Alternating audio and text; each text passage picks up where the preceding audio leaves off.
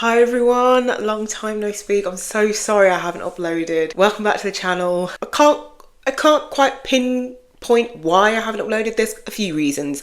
One, I'm now currently sitting in my office space. This is only kind of just been I mean, it's not finished, but it's only just up to a standard where I can actually work in here and it doesn't look like a building site. It was a mild reno. It was just like took all the wallpaper off, took the carpet up, resanded the floors and stained them, replastered, painted, added the coving, and then like painted the skirting boards, all that stuff, and still need to add curtains and stuff like that, but I'm slowly making this space my own. But yeah, I didn't really have a space, and I know I can kind of just set up a phone and camera anywhere, but I just really wanted, my own space to be ready. Probably subconsciously another reason is because like every time I would upload, I would lose subscribers, and then every time I wouldn't upload, or if it'd been a while, I would lose subscribers. So it became a little bit disheartening, if I'm honest with you, to upload, even though I don't do it for the following. I don't do it I don't do it to gain subs and stuff, but I guess you can feel a little bit attacked when you've just popped your face up, you've posted a video, and yeah, it just kind of feels like oh, I don't like her anymore, I'm unsubscribing. It just, oh god, I'm sensitive, so it does hurt sometimes. I mean, I can be quite thick-skinned, and I'm definitely quite resilient and stuff, but yeah, I don't know, I guess I'm just not going to take it so personally. But yeah, anyways, I feel like I'm ready to upload again, and I'm not making any promises, so yeah, I don't want to overpromise. I really don't want to. I did even film a Q&A months ago, but I didn't like how it looked, so I haven't uploaded it. I'm ready to come back anyway, so I'm in the mood to film. So yeah, I hope you guys are well. A little bit of a catch up. I've been really good. I've just been obviously working, seeing friends, seeing family, like making new friends. I really feel like I've got like a decent-ish social life, which is so good, and I'm really grateful. That's something I really missed out on, having long COVID and stuff. So yeah, it's nice to be making friends and going out and doing fun things. And then also I went on holiday for the first time, got on a plane for the first time in 6 years, which was really good experience, to be honest. The holiday was amazing. So I initially, I think it might be about a year or so ago, my best friend, obviously she's now married, but she was getting married, and she was planning a hen do, and her sister was planning it, and it was always going to be abroad in Spain. And I straight away said, no, I can't do that. I absolutely cannot do that. Lo and behold, it got to the start of this year, 2025, and I said to my husband, I was like, you know what? I really want to see if I can try and go. And I was like, well, maybe I'd feel more comfortable if we went as a holiday, and then I could meet my friends out there for like one portion of the hen do. It's like, you know what, I just want to try. And I was desperate for some sun, because I've been living in this ghetto ass UK, and it's been nothing but rain. Booked the flights, booked an Airbnb. I was really not looking forward to the holiday, to be honest, because I was so nervous. I was just how it is when you're traveling with chronic illness, you just don't want to feel like crap. But luckily I was okay. The flight was good. We hired a car, which was terrible company. Do not use OK Mobility, by the way. They were awful. But apart from that, the trip was great. The Airbnb we stayed at was beautiful. We stayed, see if I can put some clips over. We stayed in the beautiful, we went to Malaga. So we stayed in the beautiful beautiful Spanish mountains. It was just so magical. It was bliss to wake up there every single day for a week. The weather was great. It was pretty warm most days. One day it rained, but we had like a little cozy book day. And then one day, I think it was the second from last day, so the penultimate day of the holiday, I got to meet all the hen party. I didn't tell my best friend, who was the bride, that I was coming, and we met in a market. I think it's Benamedina market, if anyone's been. Great market, by the way. I got some really good pottery pieces.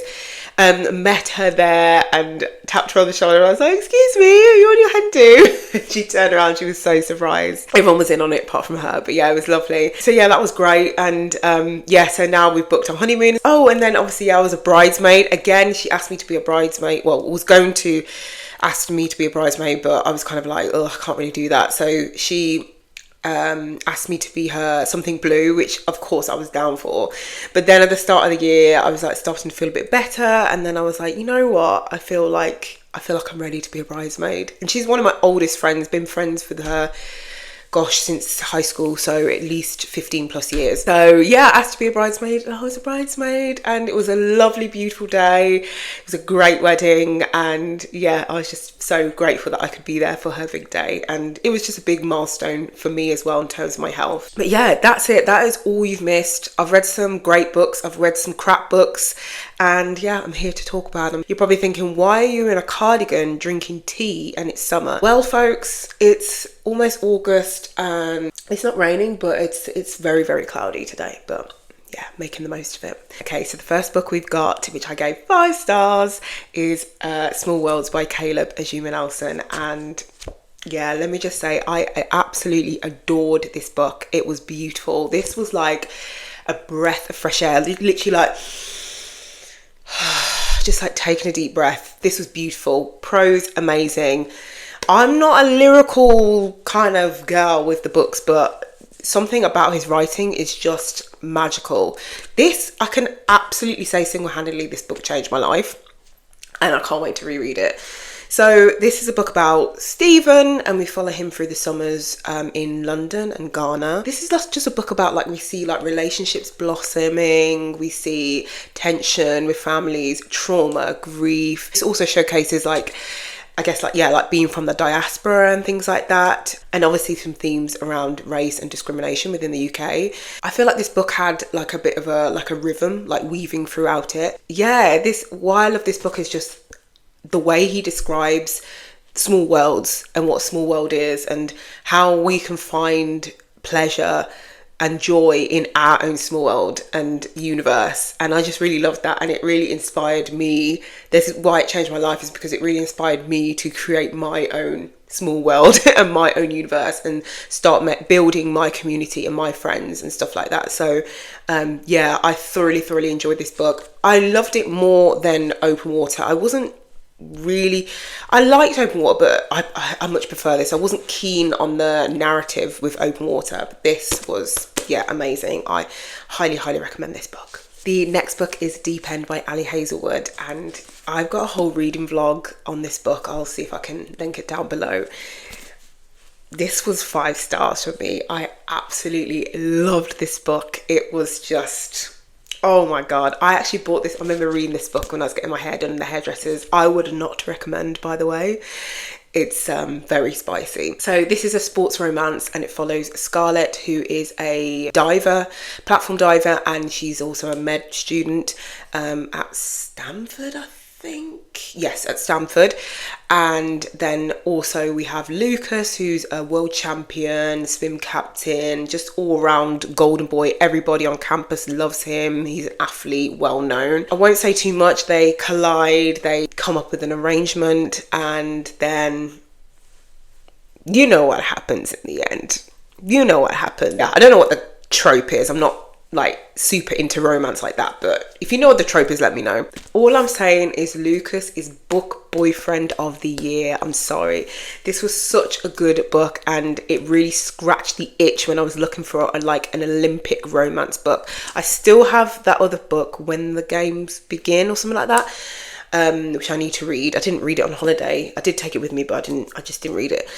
So yes, I will be reading that to see if that does scratch that Olympic itch as well. So yeah, highly recommend this if you love romance. I think this is her latest book as well.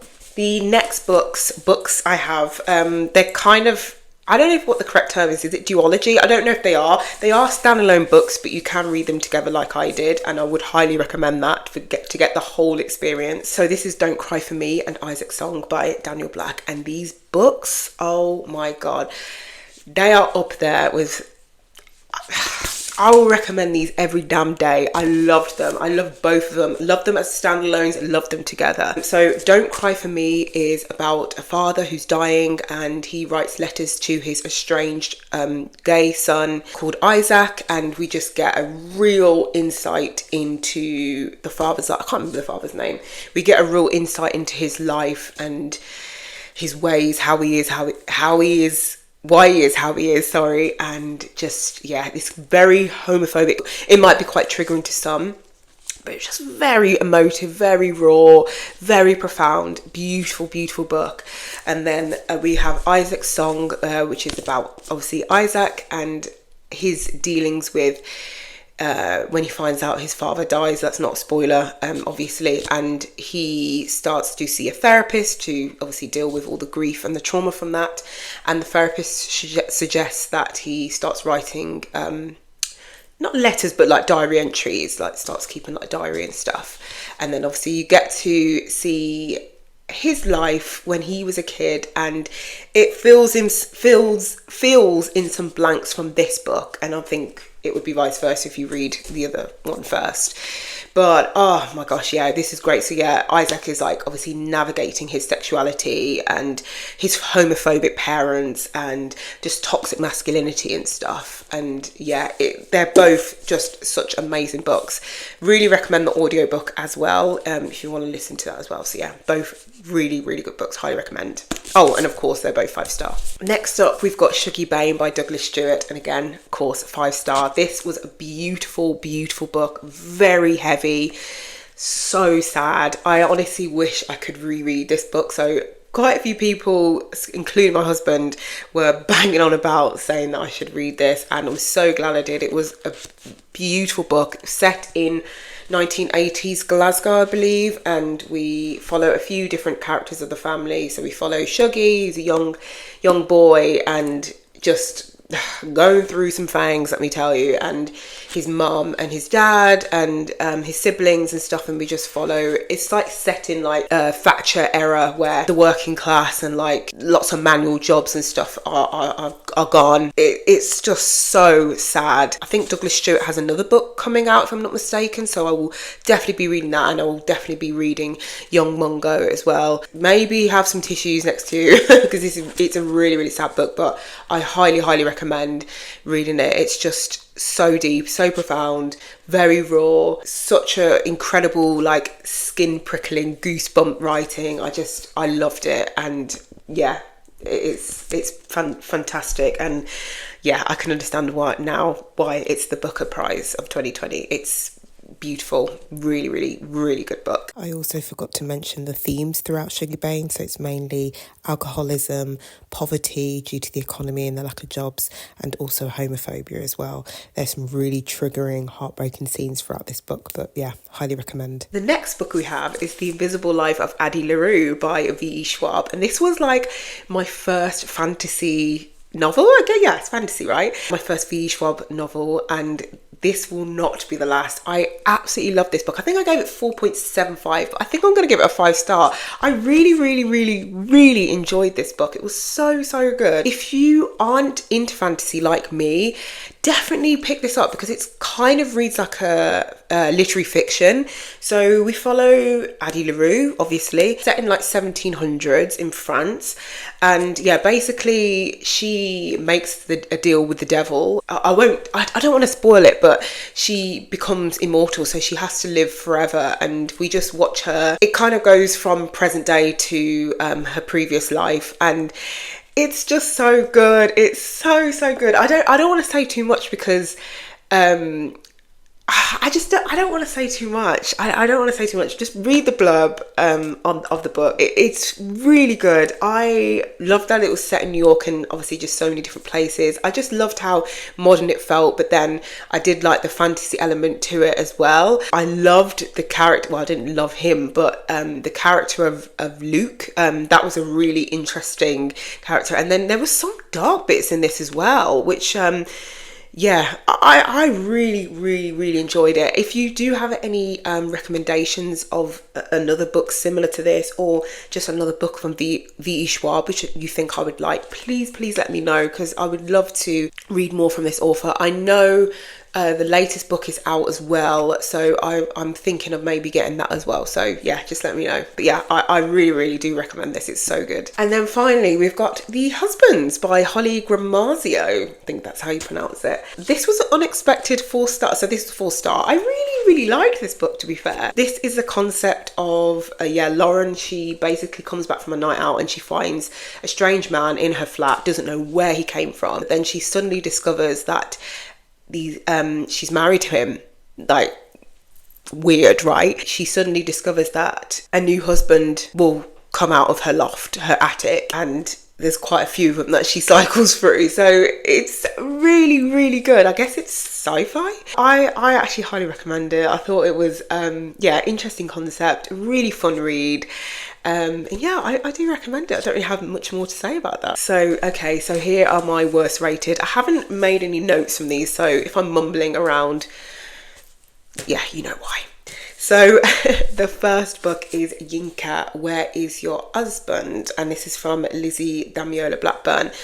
I didn't rate this too low. I rated it a 2.75 out of 3. So, I rated this a 2.75 out of 5, so just shy of a 3-star. It's okay. So this is about Yinka, who is 31, and her mum and her family, her aunties, all like, come on now, like, like, where is your husband? Where is he? Like, why are you single? Like, you need to be married, you need to have kids, you need to start a family. These values, come on, they're pushed upon us, aren't they? Yeah, it's very much like a Bridget Jones style kind of book. I won't say too much, but yeah, it's funny. It's good. It's a nice feel-good book. It wasn't my favourite, to be honest with you. I thought the ending was a little bit boring, but it was funny in some places, and it's a nice palate cleanser to read. So it's not my worst rated, but it technically does go into my worst rated pile because it's, lower than a 3. So yeah, unfortunately, but I know some people really like this book, and I haven't read any more from this author. I would be interested to read more from her. So yeah, let me know if I'm sure she has some more books, but yeah, let me know any more recommendations. I don't actually have the physical book with me because my mother-in-law, she has it now because she lent me the copy. But I did read The Housemaid by Frida McFadden, and that was for a book club that I went to. I gave that a 2-star. Let's just be real. The gardener, what was his name? Lorenzo? Can't remember his name. He told her what was good. Like, he told her to leave. So why are you still staying there? The Housemaid is about a girl called, I can't even remember the female character's name. She becomes a nanny for a really rich, affluent family. Some strange happenings go on. Yeah, I won't say anymore. It was, is it a bestseller? I don't know. I didn't think it was very good, personally. I mean, it was very fast paced. I think I only read it in like a day or two. It was very, very quick. And I mean, you know what? I can't be too harsh because I quite like books like that when you kind of get into the story of like the whodunit and all that stuff, and where's it going? Is there a twist? And I think I did film my reaction. I won't say if there is a twist or not, but yeah, it was just one of those books where it's just like, okay, like, that was fun. Like, what's next? It just ended on the worst rated list, unfortunately, for me this year. If you've read The Housemaid, let me know. I know there are a couple other books in that universe. I will not be reading those. If you have read them, do let me know. So next up, we've got Brautopsy by Christina Cook, and I think I gave this a 2-star as well. Oh man, this was not good. This was not good. I really liked the idea of this book, so I think I was in the mood to read like a diaspora novel, and this is about a queer who flies from Canada to Jamaica. And because she was born in Jamaica, her family moved to Canada, and then she goes back to Jamaica again. Her younger brother has sickle cell anemia. She goes to Jamaica to take his ashes there, and to see her sister, her older sister, and to just kind of get reacquainted with the island.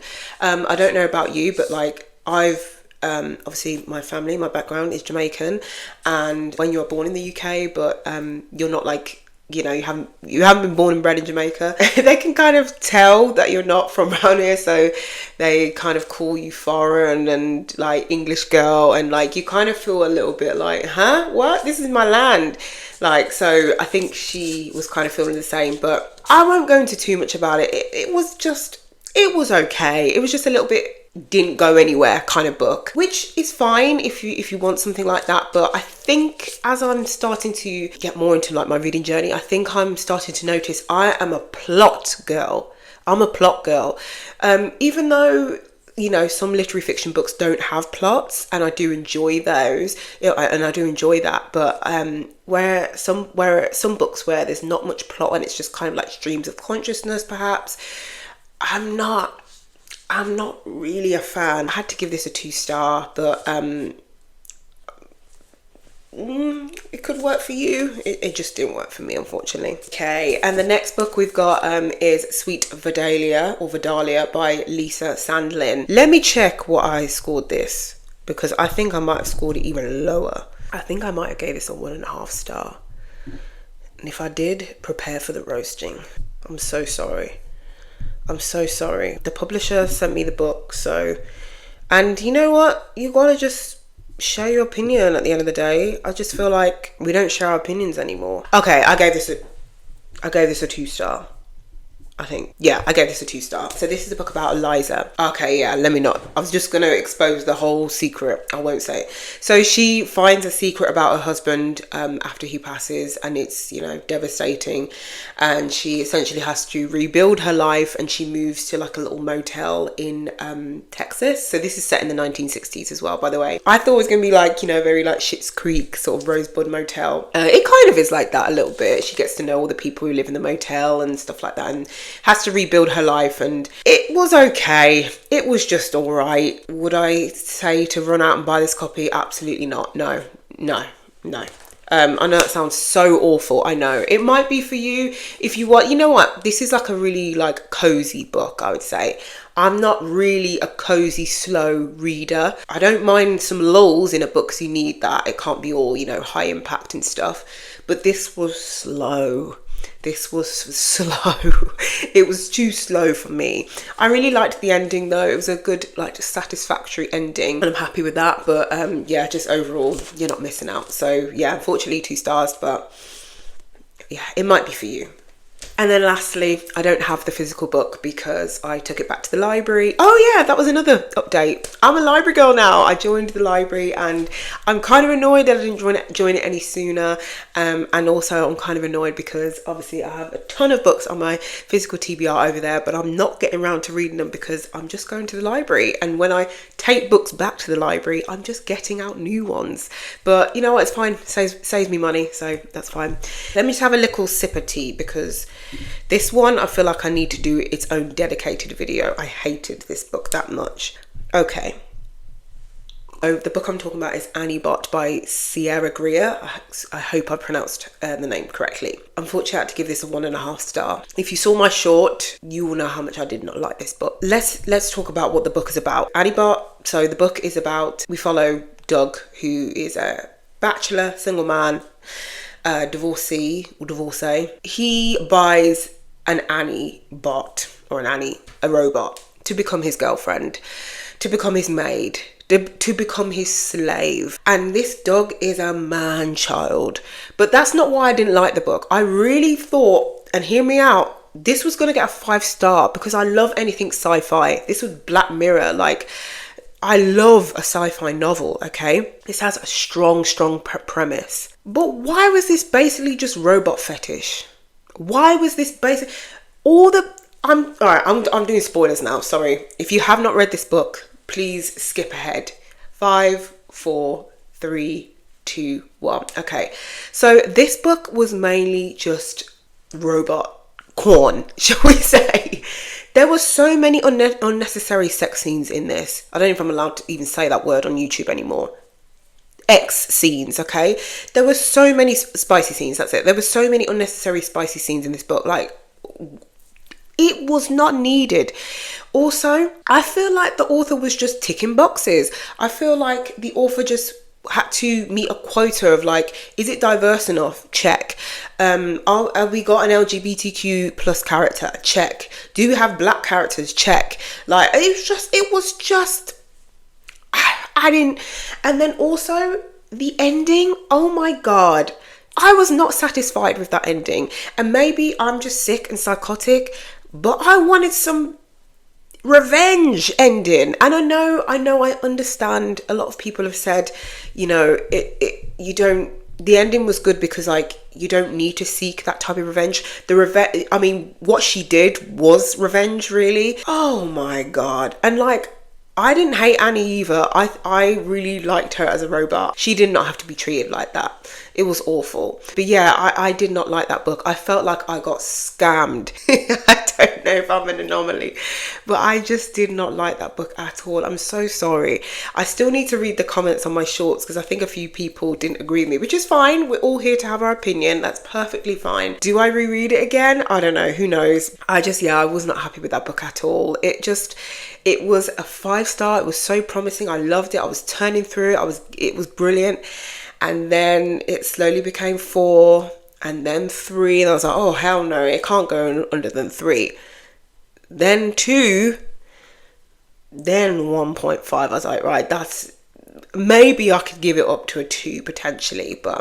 And I mean, I do like the messaging, you know, around like AI and like us abusing AI and, you know, using it to our advantages and not treating it right. And obviously Annie was treated awfully by her owner, and yeah, it was just awful. I did like the story, but I was just so disappointed. Like, I so wish I was filming myself when I finished the book, because my face, like my jaw dropped. I was just so shocked at what I read, not in a good way. So those are my best and worst rated books I've read so far in 2025. So I still have a bit of a way to go to reach my reading goal this year. Set my target for 50 books. I think I've done 28 so far, or 29, I can't quite remember. So we'll see how we get there. But yeah, anyways, big sorry for not uploading. You kind of get it by now, but yeah, anyways, I hope you guys are well, and yeah, let me know what you guys have been up to since I haven't been here. Feel free to fill me in, and yeah, if I don't upload here, I might upload on shorts or onto Instagram. I know a lot of you don't like short form content. I don't particularly like it either, but it's just a little bit easier for me to do that in the interims of not wanting to set my camera up, set my lights up, set my mic up and stuff like that. So yeah, but yeah, I hope you guys are well. Thanks so much for sticking with me, and yeah, all the subscribers who see my face and it's popped up and you want to unsubscribe, just do it. Just put me out of my misery. But hopefully I'll speak to you guys in the next video, and yeah, that's it.